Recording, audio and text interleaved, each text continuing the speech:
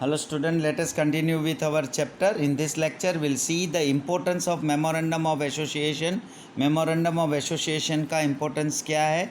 It is compulsory for every company under the Companies Act to get its memorandum of association registered. जो भी company इस act के मुताबिक जो भी कंपनी एस्टाब्लिश होती है उसके लिए कंपलसरी है कि मेमोरेंडम ऑफ एसोसिएशन को रजिस्टर किया जाए. It gives basic information about the company which is important for the following parties. और ये जो डॉक्यूमेंट्स है ये एक बेसिक इन्फॉर्मेशन दिया जाता है जो इम्पोर्टेंट होता है फॉर द फॉलोइंग पार्टीज़, जिसमें कंपनी है, क्रेडिटर्स है, शेयर होल्डर्स है, पब्लिक है. तो इसीलिए ये मेमोरेंडम ऑफ एसोसिएशन इम्पोर्टेंस है. ना फॉर कंपनी के लिए क्यों है? It is a fundamental document for every company. It forms the base of a company. Memorandum of association shows the constitution as well as area of affairs of company. Company का जो area है और ये company का जो constitution है ये memorandum of association show करता है, जिसके अंदर name, objects, capital, liabilities and state of registered office ये सारा मेंशन किया जाता है. कंपनी का नाम, कंपनी की रजिस्टर्ड ऑफिस, उसकी लाइबिलिटी क्या होगी, कितनी कैपिटल है और कंपनी का मेन ऑब्जेक्ट क्या है. If a company does any act contrary to its objectives given in its memorandum of association, the same is called ultra virus act. अगर मेमोरेंडम ऑफ एसोसिएशन में जो ऑब्जेक्टिव्स दिया है और कंपनी उसका ऑपोजिट में उसका एक्शन हो रहा है, उसका एक्ट जो है वो कॉन्ट्ररी है, उसका ऑब्जेक्टिव्स से अगेंस्ट है, तो ये जो है वो अल्ट्रा वायरस एक्ट बोला जाता है. This document also contain the information like official capital of company, liabilities of a company, limited or unlimited etc. जो कंपनी का बारे में जो लाइबिलिटीज़ कितना है, लिमिटेड है या अनलिमिटेड है, ऐसा बताएगा. और ऑफिशियल कंपनी का कैपिटल कितना है ये डॉक्यूमेंट ये सारा इन्फॉर्मेशन कंटेन करता है.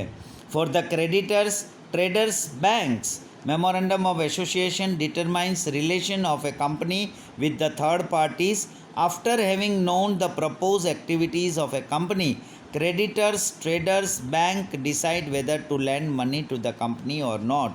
और जो memorandum of association में determines relation of a company with third parties के साथ relation होता है कंपनी का.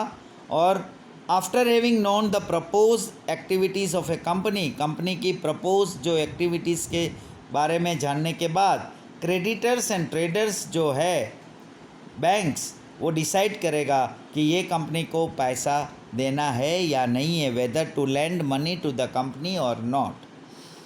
For share holders of a company, the share holders are assured that the fund invested by them shall be utilized only for the activities specified in the memorandum of association of a company.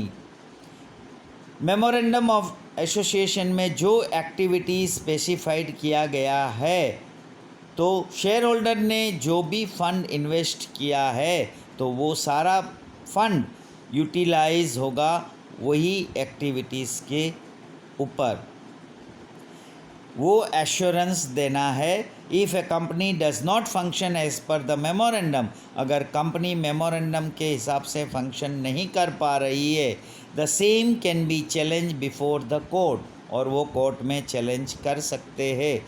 Share holders feel secure with the determination that their liabilities will be limited to the extent of the amount of the shares purchased by them.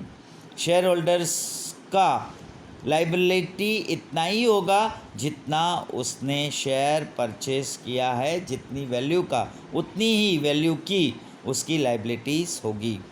For public at large, any person can get preliminary information for investing money in any company from its memorandum of association.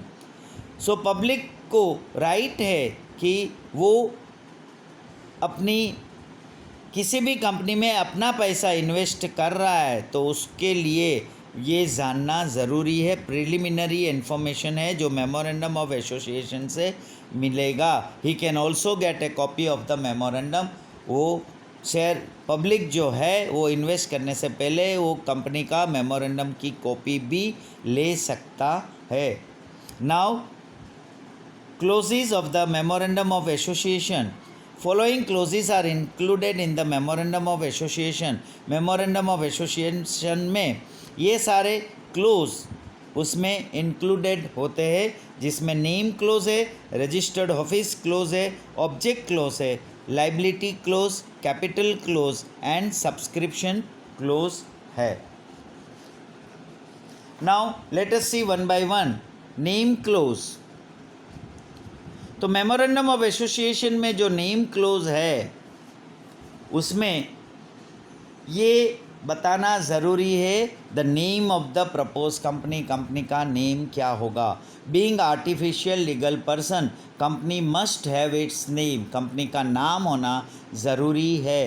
It is privilege for the promoters of the company to select name of the company as they desire.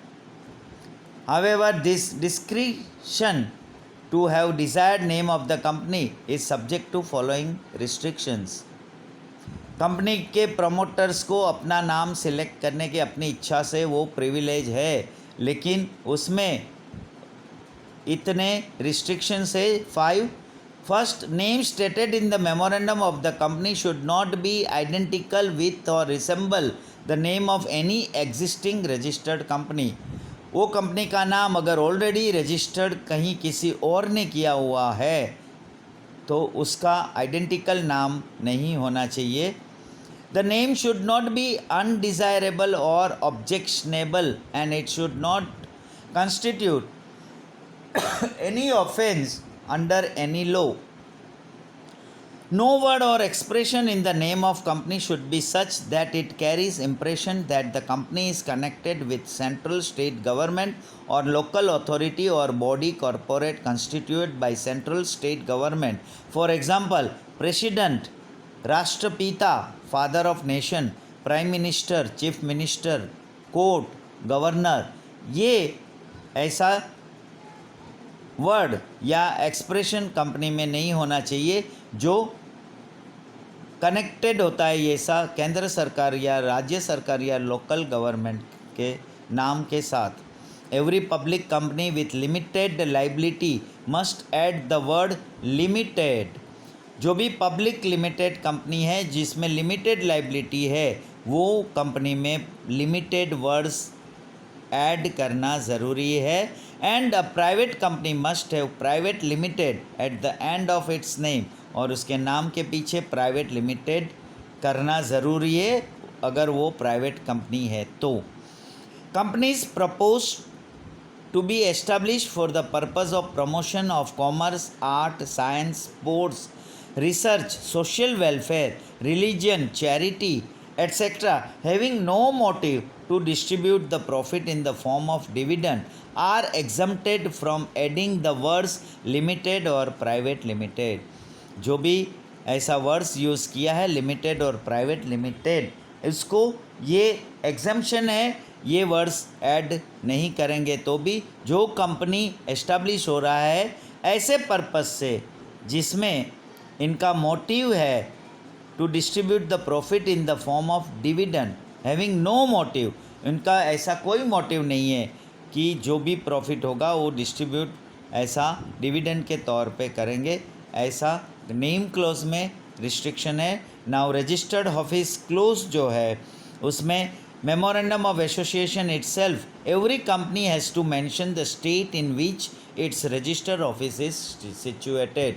वो जो main company है उसकी जो registered office है वो कौन से state में है रजिस्टर्ड किया है वो मेमोरेंडम ऑफ एसोसिएशन में बताना ज़रूरी है।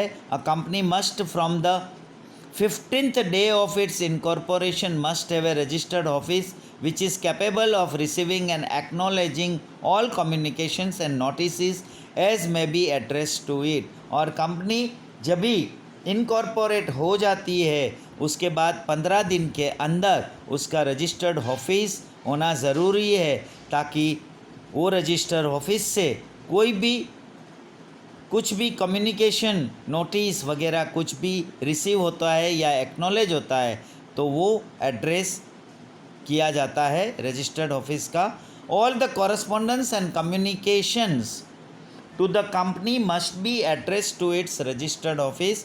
रजिस्टर्ड ऑफिस में ही ये सारा कॉरस्पॉन्डेंस और कम्युनिकेशंस एड्रेस किया जाएगा. The territorial jurisdiction of the court is also determine from the address of the registered office of the company. इसलिए जो भी आप बिल या कुछ भी देखते हो जहाँ उसमें लिखा होता है इस जुरिस्डिक्शन ऑफ अहमदाबाद ओनली, तो ऐसा जो भी रजिस्टर्ड ऑफिस कंपनी का एड्रेस हुआ है उसका territorial jurisdiction of the court उसी पे वही एड्रेस पे होगा. कानूनी कोई भी कार्यवाही होगी तो उसी एड्रेस पे होगी. The members of the company और other parties who want to examine the documents personally or obtain additional information about the company may approach its registered office. जो भी कंपनी के मेंबर है या अदर पार्टी से जिसको कोई भी डॉक्यूमेंट्स एग्जामिन करना है पर्सनली और ऑब्टेन एडिशनल इन्फॉर्मेशन या कुछ कंपनी के बारे में एडिशनल इन्फॉर्मेशन अगर चाहता है या उसको ज़रूरत है तो वो रजिस्टर ऑफिस में अप्रोच कर सकते हैं. So here we stop our lecture. Will continue some more clauses in our next lecture. Thank you.